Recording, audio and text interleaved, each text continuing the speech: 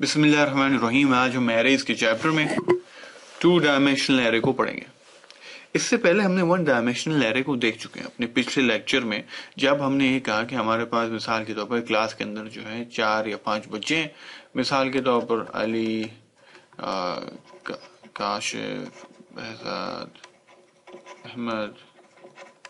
तो एक्चुअली है क्या, ये एक लिस्ट है, ठीक है, जिसके क्या जिसमें 4 चीजें, ठीक है। तो हमने क्या किया, हमने कहा ये एक एरे हो गई, ठीक है, और उसको हम क्या कर सकते हैं, स्टोर कर सकते हैं। एक और मिसाल हमारे पास नंबर्स की हुई कि मिसाल हमारे पास नंबर पड़े हैं 3, 2, 3, 4 और ये 10। तो क्या ये भी एक एरे, कि इसमें क्या एक एरे नंबर्स की एरे हमने बनाई है मिसाल के तौर पर, और उसमें कितने एलिमेंट्स हैं, उसमें 4 एलिमेंट्स हैं, 1, 2, 3, 4। तो इस किस्म की एरे को हम क्या कहते हैं, लीनियर एरे कहते हैं, क्योंकि इसमें क्या होता है, इसमें आपके पास बहुत सिंपल एक लिस्ट होती है। सिंपल क्या होती है, एक लिस्ट होती है। अब सवाल ये पैदा होता है कि भाई ये 2 डायमेंशनल एरे क्या है। मिसाल के तौर पर आपके पास कुछ इस किस्म की सिचुएशन हो कि आप कहें कि भाई मुझे एक ऐसी एरे डिक्लेयर करनी है कि जिसके अंदर मिसाल के तौर पर इस किस्म का डेटा हो।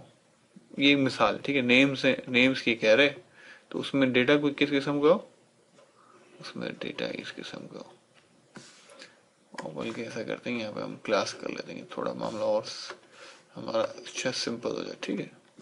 तो यहाँ पे हमारे पास क्या लिखे, हमारे पास यहाँ नाम लिखे हुए, यानी ये है काशिफ, ये है अली, और ये है और ये मेरा अहमद हो गया, और ये मेरा अहमद हो गया। और यहाँ पे क्या लिखे हो, यहाँ पे मेरे पास क्लासेस लिखी हो। क्लास मिसाल के तौर पर 1 है, 2 है, 3 है, 4 है।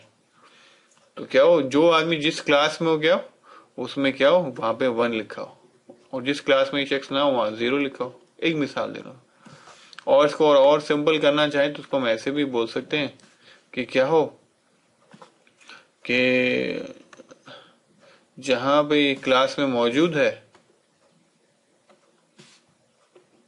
वहां टिक मार्क हो, और जहां नहीं हो क्रॉस हो। अली क्या, अली 2nd क्लास में है, और अहमद क्या है, अहमद जो है अहमद 4th क्लास में। तो अब मिसाल के तौर पर अगर आपके पास ऐसा डेटा होगा तो किस तरह स्टोर करेंगे। अब यहाँ ये जो डेटा है आपका, ये क्या, ये एक टेबल की फॉर्म में है ना। जब इस किस्म का डेटा होगा, जब डेटा टेबल की फॉर्म में होगा, जिसमें यहाँ पे रोज भी होंगी और उसमें कॉलम्स भी होगा, तो हम क्या करेंगे, हम 2 डायमेंशनल एरे को इस्तेमाल करेंगे। अच्छा, अब हम एक एग्जाम्पल देखेंगे, और एग्जाम्पल से पहले हम प्रॉब्लम देखते हैं कि भाई हमें करना क्या है, ठीक है। कि बात समझ में, कि मिसाल के तौर पर आपने जैसे मैट्रिसेस पढ़े होंगे मैथ्स में, कि अगर हम जो है सिंपली कहते हैं कि मैं बस 2 डायमेंशनल मैट्रिक्स को हमको ऐड करना है, सही है। एक मैट्रिक्स मिसाल के तौर पर मेरे पास क्या है, हमारे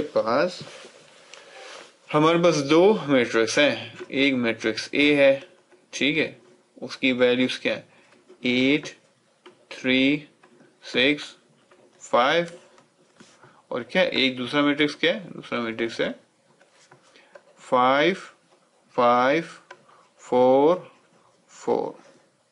ये 2 मैट्रिक्स है हमारे पास, ठीक है। और इसको हमें सम करना है, जो उसका रिजल्ट हो वो क्या हो, उसका रिजल्ट हो कि क्या ए और बी को सम कर दें। आपका जो 8 है क्या होगा, ये इसके पहले एलिमेंट से जाके ऐड हो जाएगा, तो 8 + 5 क्या होता है, ये 13 होता है। 3 जो होगा वो क्या, वो 5 से जाके ऐड हो जाएगा, 5, 6, 7, 5, 6, 7, 8, 8 हो गए। फिर 6 4 से जाके ऐड होगा, तो ये 10 हो गया आपका। और 5 जो ये 4 से जाके ऐड होगा, तो ये क्या हो गया, ये आपका 9 हो गया। तो भाई ये रिजल्ट आना चाहिए, ठीक है। क्या करना चाहिए, ये रिजल्ट आना चाहिए। आपको ये प्रोग्राम बनाना है कि आपको 2 मैट्रिक्स डिफाइन करने, 8, 3, 6, 5, एक मैट्रिक्स डिफाइन करना है 5, 5, 4, 4, और उसका ये रिजल्ट होगा जब 2 मैट्रिक्स को हम ऐड करेंगे। अब अगर आप इसको गौर से देखें तो आपके पास यहाँ जो ये मैट्रिक्स है, अगर आप इसको गौर से देखें क्या ये इस तरह के कि इसमें दो रोज हैं, ये रो 1 है, ये रो 2 है, और क्या है ये कॉलम 1 है और ये कॉलम 2 है। दूसरा कलर ले लेते हैं कि बात थोड़ी क्लियर हो जाए। ठीक है, तो हम इसको ले लेते हैं, हम कहते हैं ये कॉलम 1 है और ये कॉलम 2 है। ठीक है ना, ये कॉलम 2 है, 1 है और ये कॉलम 2 है, और क्या ये रो 1 है और ये रो 2 है। सही है, तो क्या ये 2 डायमेंशनल एरे के हिसाब से अगर मिसाल के तौर पर मेरे पास अगर कुछ इस किस्म का होता मामला 1,2, तो इस सूरत में क्या होता है, ये क्या है, इसमें कितनी रोज हैं, इसमें तो सिर्फ एक ही रो है ना, और इसमें 2 कॉलम है, एक C1 में कह देता हूँ, चलो एक को C2 कह देता हूँ। तो ये मेरा 1 डायमेंशनल एरे से मेरा ये काम हो सकता है इसका, मगर यहाँ पे 1 डायमेंशनल से काम नहीं हो सकता। यहाँ क्या, क्योंकि हमारे पास मल्टीपल रोज हैं, इस किस्म का डेटा है, तो हम इसको यहाँ पे 2 डायमेंशनल एरे को इस्तेमाल करेंगे। ठीक है, अब आइए अब मिसाल देखते हैं।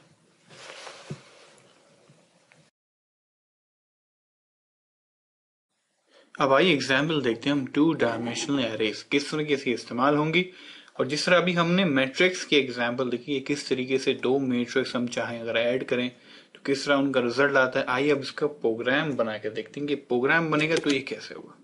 सबसे पहले हमें क्या करना है, हमें 2 एरेज को डिक्लेयर करना है। लेट सपोज मैं यहाँ पे एक ले लेता हूँ A और 2,2, क्योंकि मेरे पास क्या होंगी, 2 रोज होंगी, 2 कॉलम होगी, और एक B मैट्रिक्स हो गया, मेरा B एरे हो गई, जिसमें क्या होगा, 2 रोज होंगी, 2 कॉलम होंगी, और फिर क्या है हमारे पास रिजल्ट है, और रिजल्ट भी क्या होगा, रिजल्ट में भी वही वैल्यू स्टोर होगी 2,2। सबसे पहले क्या करना पड़ेगा, सबसे पहले हमको इन दोनों एरेज में आइटरेट करके इन दोनों एरेज में जाके A और एरे B में वैल्यूज को भरना पड़ेगा, और फिर जाके क्या करना पड़ेगा, फिर हम देखेंगे किस तरीके से हम इन 2 एरेज को हम सम करेंगे और हम उसका रिजल्ट वैल्यू जो रिजल्ट आएगा उसको रिजल्ट में डालेंगे। ठीक है, सबसे पहले हम क्या करेंगे, हम इन 2 एरोज को भरेंगे। ठीक है, इसके लिए अब हमें क्या करना पड़ेगा, अब हमें नेस्टेड फॉर लूप इस्तेमाल करना पड़ेगा। ठीक है, नेस्टेड फॉर लूप क्या होता है, नेस्टेड फॉर लूप ये होता है कि मिसाल के तौर पर आपके पास एक लूप के अंदर दूसरा लूप, ठीक है ना। अब मसला क्या है, हमको for k is equal to 1 to 2, सही है, यहाँ पर 40 हो गया हमारे पास। 40 क्या कहता है फिर, रीड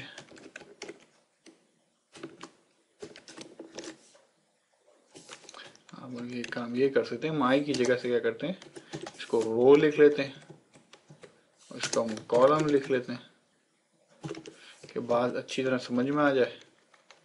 तो रो कॉलम,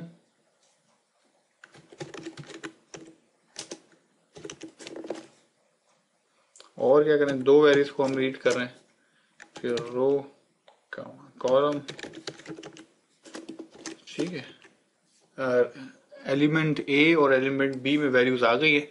अब हमें क्या करना है, इनको सम करना है। तो हमने ये लिखा रिजल्ट रो कॉलम, फिर इक्वल क्या हमने और क्या लिखा, A row column plus B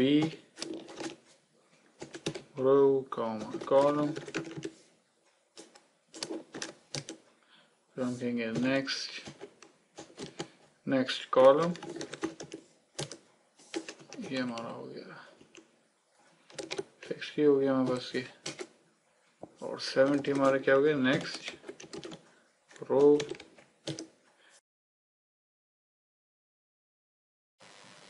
आइए अब मैंने जो है इस पूरे प्रोग्राम को मैंने लिख दिया है, उसको फॉर्मेट भी कर दिया है कि बात सही तरीके से समझ में आ सके।